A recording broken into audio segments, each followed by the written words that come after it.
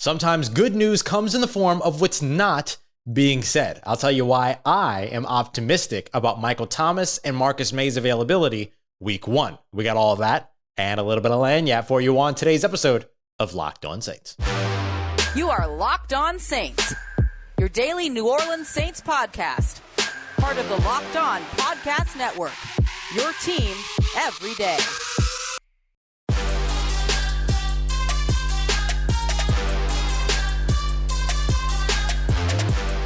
What is good, Who Dat Nation and Who Dat family? Welcome into another episode of Locked On Saints, your daily podcast covering your favorite team, the New Orleans Saints, part of the Locked On Podcast Network, your team every day. Thanks so much as always. Make it Locked On Saints your first listen of the day every day. Don't forget that we're free and available on all podcast apps and on YouTube as well. And I'm your host, Ross Jackson, at Ross Jackson Nola on Twitter, your New Orleans Saints expert, credentialed member of the media. CrescentCitySports.com, USA Today, Saints Wire, Tuesdays on Locked On NFL, and here with you every single Monday through Friday on Locked On Saints. And today's episode of Locked On Saints is presented by PrizePicks. PrizePicks is daily fantasy made easy. All you have to do is pick 2 to 5 players and then predict whether or not they're going to be coming in at more or less than their PrizePicks projections. You get those right and you can win up to 10 times your money that you use for your entry. First-time listeners and first-time users will receive 100% instant deposit matches up to $100. All you have to do is use the promo code LOCKED ON. Once again, that's prizepicks.com, promo code LOCKED ON. All right, y'all. For today's episode, I want to dive into a little bit of reading between the lines here. In order for us to do that, we're going to take a look at Dennis Allen, who visited with us at the New Orleans Saints training facility on Monday. And when he was asked by Les East, one of my colleagues over at CrescentCitySports.com, how he feels about Michael Thomas, Alvin Kamara, and Jameis Winston all hitting the field for the first time together on as this week's matchup begins and not getting time during the preseason, whether or not Dennis Allen feels comfortable with that setup. And there's something here that's really intriguing to me, and it's actually what Dennis Allen doesn't say. Here's what he did have to say. Yeah, I do. Certainly in a perfect world scenario, everybody'd be out there all the time together. Unfortunately, we don't live in a perfect world, and so we have to be able to adjust to that. But I like where each one of those guys is individually, and certainly there's still some things that we got to do to gel collectively as a group. But look, I like that start, with all the talent. And then we'll work to make sure it gels together. So, okay, lots of good stuff there in terms of, feeling good about where those guys are individually, all of that. But what Dennis Allen doesn't do here is that he doesn't really hedge any expectations around whether or not Michael Thomas will even be on the field week 1. Remember, Michael Thomas, for the past couple of weeks now, has been dealing with a hamstring injury, let's just call it a hamstring issue of some sort. And there's been some question marks by fans and by others around whether or not the New Orleans Saints should expect to see Michael Thomas on the field at all week 1, whether or not he'll be on a pitch count, all of that. Now, we get our first injury report with the Saints on Wednesday. They're taking Tuesday off, but Wednesday we'll get, to media, we'll get to go, we'll get to see a little bit of practice, we'll get our media availability with Dennis Allen and perhaps some players, and then of course locker room as well. But you get an injury report for the first time this season as well. So you're going to see, is Michael Thomas limited? Was he at practice? Was he not participating? Was he out? Was he fully participating? Whatever it may be. And of course, if his name doesn't pop up in the injury report at all, then that means that he fully participated. So that's really the day that you're looking for. But it is, I think, positive that Dennis Allen doesn't do anything here to hedge expectations around Michael Thomas's presence week 1, though specifically being asked about whether or not he feels comfortable about having Alvin Kamara, Jameis Winston, and Michael Thomas all playing for the first time. And remember, not just the first time this season, but really for the first time since that San Francisco game when Jameis Winston came in for the second half when Drew Brees was hurt. Those are the only snaps that Jameis Winston has ever taken with the New Orleans Saints, with both Alvin Kamara and Michael Thomas. And here, Dennis Allen tells you about their individual progress, about how he feels good about these guys and how he feels good about their connection, despite the fact that Michael Thomas is battling through an injury. I can also tell you that as we were going through the locker room on Monday, we saw not only Michael Thomas in the locker room, but also Marcus Maye. So those guys are there with the team. Now, that doesn't indicate anything about their practice participation at all, but it's like a good sign to see them and even James Hurst and Pete Werner all present for practice and accounted for within the locker room. Now, again, we have to wait and see what happens when it comes to practice participation report in order to really know their involvement. But so far, all signs are pointing positively, even if it takes a little bit of reading between the lines about what's not being said. Dennis Allen was also asked by Brooke Kirchhoffer of WWL TV whether or not they expect to have Marcus Maye on the field week 1. And he basically said, look, he doesn't want to get into it, dealing in hypotheticals, these things. But as of right now, there's not a lot of reason to anticipate that Marcus Maye won't be on the field to begin the season, right? You have this 15-month DUI property damage case that has been continued all the way to November. And then you have this new case that is that sort of alleged assault with a firearm charge, that aggravated assault with a firearm charge that is new from this past week. And it just doesn't feel like the legal process is going to move quick enough to keep him off the field. Kat Terrell of ESPN did note that back in, I think it was September 2nd, if I recall correctly, early on in September, just a couple days ago, the attorney for Marcus Maye did file a request to make sure that Marcus Maye can travel out of state. So it seems that they are planning, or at least arranging, for Marcus Maye to be out of state during this coming weekend. So with that being the case, nothing here hedging bets on Michael Thomas. And so far, all signs are pointing positive for Marcus Maye, at least to start the season. The big questions around Marcus Maye will be later on in the season. Should anything happen here in 2022, which I'm not going to lie, feels a little unlikely, especially with there being some a sort of like they said kind of situation when it comes to this case. That could potentially mean that this is going to take a while for this whole thing to figure out. So we'll see. But as of right now, week 1 doesn't seem like there's much of a reason to anticipate, at least until we get the injury report, which might give us more information, that Michael Thomas and Marcus Maye will be anything but available week 1. And that's huge for this New Orleans Saints offense. We mentioned yesterday, have to be able to win in the run game in order to beat the Atlanta Falcons on the offensive side. But what do the New Orleans Saints need to do on the defensive side? And I'll tell you why it comes down to exactly one of the players that we just discussed, Marcus Maye, as well as his safety tandem partner, Tyrann Mathieu. They've got to be able to communicate, but it's more than just communication. There's one area of the game that they're going to need to be absolutely stout and flawless going up against this Atlanta Falcons offense. We'll break it down as we continue on with today's episode of Locked On Saints. But before we get to that, I want to tell you about our friends over at PrizePicks. PrizePicks is daily fantasy football made easy. It's simple. All you have to do is go and pick 2 to 5 players, basically project whether or not they're going to come in at above or below their PrizePicks projection. And if you get those right, then you end up with a big payout. You could even, kind of, do a little bit of a different wagering system as well. If you pick 5, then you come out with a big payout of up to 10 times as much as your entry. But if you want to hedge a little bit so you can get 1 or 2 of those wrong, you can still take home some winnings, just a little bit lesser than that. Obviously, it's a risk-reward system. And it's cool because not only are they going to have the NFL there, but they've also got the NBA, MLB, NHL. They have golf. They've got college sports, including college basketball, college football, women's basketball, WNBA, esports, NASCAR, tennis, whatever it is that you can name. I'm surprised that pickleball isn't on this list because you've got Euro basketball, cricket, and disc golf are even on this list. So it's absolutely incredible where PrizePicks gets you the opportunity to take part in, and entries can be made in 60 seconds or less. It's that easy. In fact, I actually did it in yesterday's episode. Super quick, super easy, super simple. Go ahead and download the PrizePicks app or go to prizepicks.com to sign up and start playing daily fantasy sports today. First time users can receive a 100% deposit match of up to $100 by using the promo code LOCKEDON, LOCKEDON. And if you deposit $100, that means that PrizePicks will match $100. You deposit $50, then PrizePicks will give you $50 as long as you're using that promo code. Don't forget to enter it locked on at sign up to get that instant deposit match of up to $100 at prizepicks.com today. All right, family, continuing on with today's episode of Locked On Saints. Thanks again for making Locked On Saints your first listen of the day every day. It's officially game week here ahead of week one.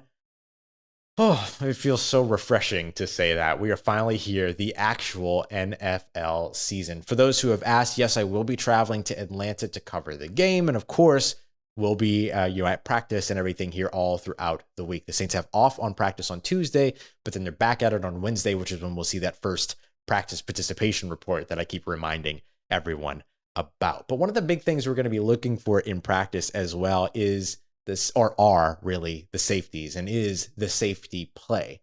Marcus Maye and Tyrann Mathieu are two fantastic safeties here in the NFL, but it's tough for any team, the New Orleans Saints or otherwise, to replace two starting safeties in the same offseason, and to do so with two starting safeties that are brand new to your system. So we've been talking a lot over the course of the offseason, and you've heard a lot of chatter about communication between Tyrann Mathieu and Marcus Maye, as well as both of those guys and Demario Davis. All of that is absolutely true. And the New Orleans Saints defense lives and dies, ends and begins, alpha omega when it comes to its defensive line, which we're going to be breaking down a little bit because I got a lot of help from Kentavious Street about all of the different ways that the New Orleans Saints can utilize their players on the defensive line. But for the Saints, the safety play is going to be what's key for them and where they need to win on defense in order to beat the Falcons this coming weekend. The Atlanta Falcons are going to want to pass the ball. And so, you've got a couple of good, really, really good, actually, enforcer type run support safeties in Tyrann Mathieu and Marcus Maye, but you also know that both of them have pretty good deep coverage range as well. And a couple of other guys can fit into that also, particularly in split zone looks for a guy like PJ Williams, and maybe a little bit of everything when it comes to Justin Evans. So safety play and the disguise and variation and combinations of safeties that the New Orleans Saints utilize in this game is going to be critical. So it doesn't just come down to coverage. It doesn't just come down to run support. And in fact, it doesn't really just come down to Marcus Maye and Tyrann Mathieu, depending upon how the Saints decide to deploy their safeties on different down and distances, different game situations, different clock situations, different personnels that the Atlanta Falcons might roll out. It's Arthur Smith. He loves his 12 personnel. So you could see 2 or 3 tight ends on any given play, but you're also going to need to match that personnel in terms of matchup with the personnel that you have and the sort of extreme versatility that you have at safety. So for the Saints, those are going to be the things that are going to make or break their week one debut. You can't have the wrong tandem of safeties out there or the wrong group of safeties, even the wrong trio of safeties out on the field when you've got Kyle Pitts running, nines out of, inline, right, from true Y. That's going to be really, really tough. And when I say inline, I mean tight end lining up directly next to the tackle on either side on the offensive line, or true Y, sometimes that's called. So when you have a guy that's as versatile a chess piece as Kyle Pitts, you're going to need to be as versatile with your chess pieces on defense. And for the Saints, their most versatile chess pieces are their safeties. So you're going to need those safeties to be multiple, to be versatile, to be flexible, and to be cohesive all 60 minutes of your 2022 debut against a division rival who would love nothing more than to go out there and beat you without Deion Jones and without Matt Ryan and so on and so forth. So for the Saints, safety play becomes really, really important. So what are the different things you might see from the New Orleans Saints safeties? Well, you'll see a base safety look, which will start with Marcus Maye and Tyrann Mathieu, but there's not going to be a lot of vanilla to that base look because some plays Tyrann Mathieu might be up against the line of scrimmage. Other ones, Marcus Maye will be up against the line of scrimmage, and Tyrann Mathieu will be the furthest away from the line as a deep safety, and then the snap happens and Marcus Maye drops back, and all of a sudden they're in split zone safety with either cover 4 or cover 2 with 4 deep defenders or 2 deep defenders respectively, or you've got Tyrann Mathieu up close to the line of scrimmage, and then him and Bradley Roby or PJ Williams are threatening off of each side of the line of scrimmage, but only one actually charges after the line of scrimmage. Only one of them actually blitzes and the other one drops back into coverage. Like, there's so many different things that the New Orleans Saints are going to do, and it's going to be super exciting just watching the safety play all throughout 2022, but to see how quickly they all get into cadence, that they all get into lockstep with one another up against the Atlanta Falcons is going to be massively interesting, and it's going to be really, really important to their success in the 2022 season opener. So communication's a big part of it. Yes. Run stopping is a big part of it. Yes. Coverage is a big part of it. Yes. But it's really a big kind of conglomerate or all of the above when it comes to any of the 4 or 5 safeties that might see the field for the New Orleans Saints. And then you factor in Bradley Roby and other nickel corners that could potentially, or other players that might take snaps from the nickel corner spot this season and during this game as well. The New Orleans Saints have got to be on point with their safety play on the back end in order to be able to compete and not end up suffering some type of a disappointing loss to the Atlanta Falcons to open up the season. I have the New Orleans Saints winning this game. I will tell you that right now, and I will tell you it all week because I don't think the Atlanta Falcons are any good. But the New Orleans Saints, they can't beat themselves. And one easy way to beat yourself is to have bad safety play on the back end, and you cannot let that happen in this debut. Coming up next, though, even if they have some bad safety play, it's not like the Atlanta Falcons can't shoot themselves in the foot, because when we think about where they're weakest on the offensive side, it's a pretty damn interesting position where they have had the biggest drop off from 2021 to 2022. We'll break that down as we continue on to wrap up today's episode of Locked On Saints. But if you haven't tried the Built Bar Puffs yet, now is the time, because what are you waiting for? The NFL season is getting started. You know you're going to be eating a bunch of that delicious stadium food every weekend. So all throughout the week, treat yourself to something nice that's actually good for you as well. That's not going to overload you with a bunch of sugar, but that's going to taste good and get you all the protein that you're looking for as well. And one of the best ways to do that is with one of my new favorites, and really everyone's new favorite, the cookie dough chunk puff bar. Yes, chunks of cookie dough, as well as the marshmallowy goodness that comes in the Built Puff bars. They are absolutely incredible, and they're all covered in 100% chocolate as well. It's all the joys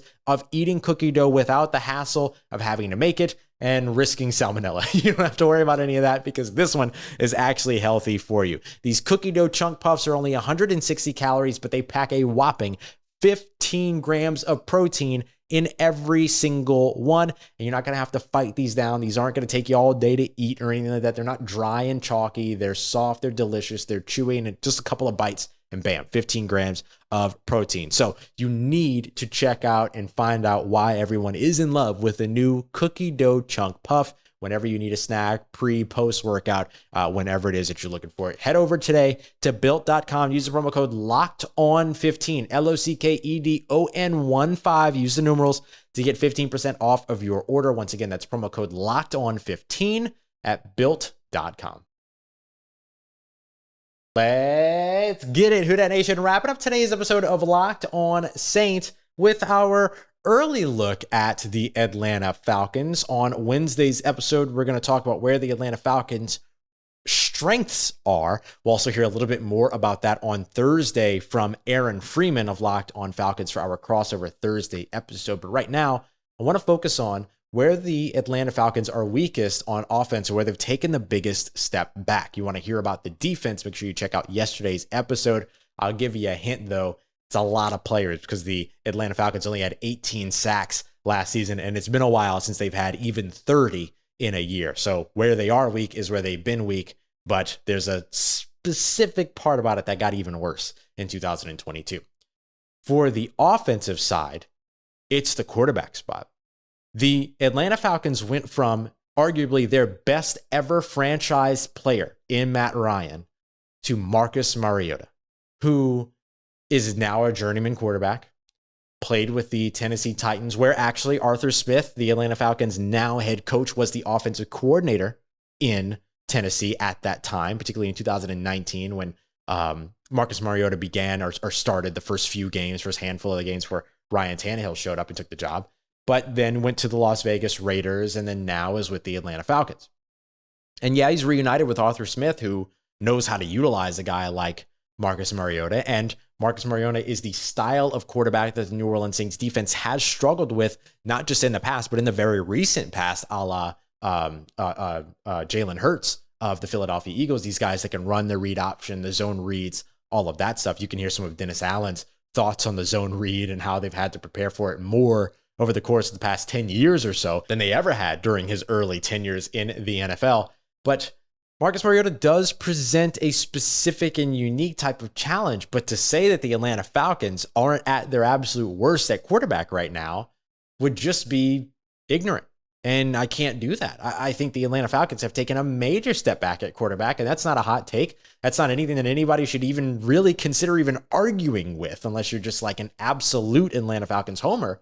At that point, I don't know why you would argue with that. And so for me, that's where the Atlanta Falcons are at their weakest. They've taken a step forward in terms of the running game. Tyler Algier is a great running back coming out of Penn State last year, or out of BYU last year, excuse me. And then you've got, an offensive line that's got some talented players, Caleb McGarry and others. And then, of course, you have this, new wide receiver room with Brian Edwards and Drake London, the Atlanta Falcons first round selection this year, Kyle Pitts. So you have a lot of good pieces actually on the offensive side. None of these guys that are going to be maybe, franchise fixtures outside of maybe Kyle Pitts, but you don't have that franchise fixture at quarterback either, and you used to. So that's a massive step back.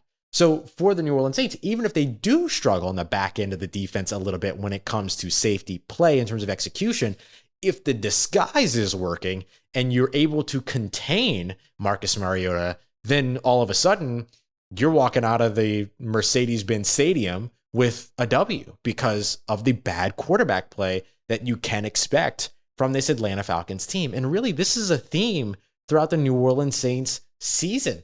They don't have a big-time quarterback gauntlet like if they were playing in, let's say, the AFC West, for instance, or even if they were playing against the AFC West this offseason, even if they were, or this 2022 season. If they just played that division one game at a time, as opposed to the AFC North, they'd be going up against massively better quarterbacks than what they're going up against this year. Now, of course, they do have the AFC West opponent in the Las Vegas Raiders this year, but they're not looking at Patrick Mahomes this year. They're not looking at Justin Herbert this year. They're not looking at Russell Wilson this year. They're playing guys like Marcus Mariota, Kirk Cousins, Baker Mayfield, and I mean, even to an extent, Jalen Hurts, if you can keep him contained in the run game. I mean, and of course, Marcus Mariota. So the New Orleans Saints are in a good position here when it comes to quarterbacks all season long. It's one of the reasons why I think they win 10 plus games, because they just don't have that many talented quarterbacks to go up against. And it starts off immediately week one. In fact, I think by the end,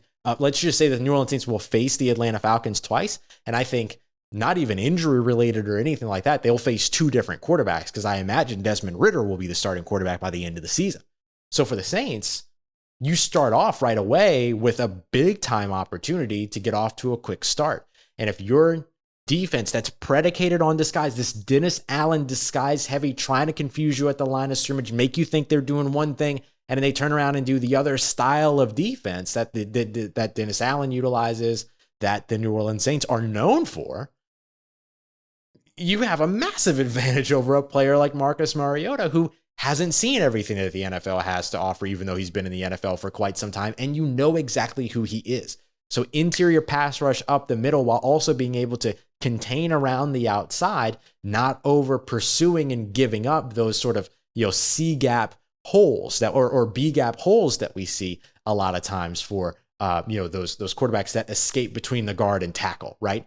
You can't give that stuff up. And so if you don't give that up, and if you're able to get that interior push that puts Marcus Mariota under pressure immediately and forces him to keep the ball on the ground as opposed to throw the ball, or forces him to throw the ball out of rhythm, this New Orleans Saints secondary should have a field day. They should feast on what Marcus Mariota is going to put up this weekend. So we'll see it all come together this weekend, but we got a long way to go as we still continue to build up here to week one. Coming up in tomorrow's episode, we've discussed the things that the Atlanta Falcons are weakest at, where they're weakest on both sides of the ball. Let's talk about where they're strongest, and also where the New Orleans Saints are strongest as well, and how those two factors match up, because the Saints have one specific edge that I think will give them the opportunity to take home a win and finish 1-0 again to begin the 2022 NFL season. I'll tell you where that edge is in tomorrow's episode, so make sure you don't miss it. And of course, don't miss any episodes here on Locked On Saints. You do that by making us your first listen of the day every day. And I'd like to thank you for doing that, as well as to all of our new listeners here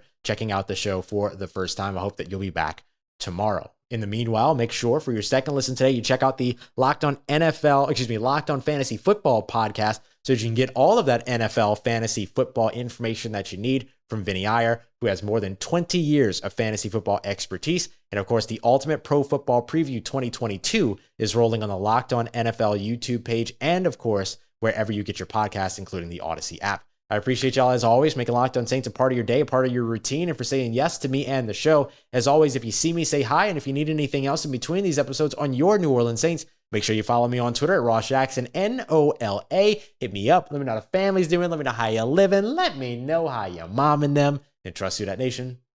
I'll holla at you.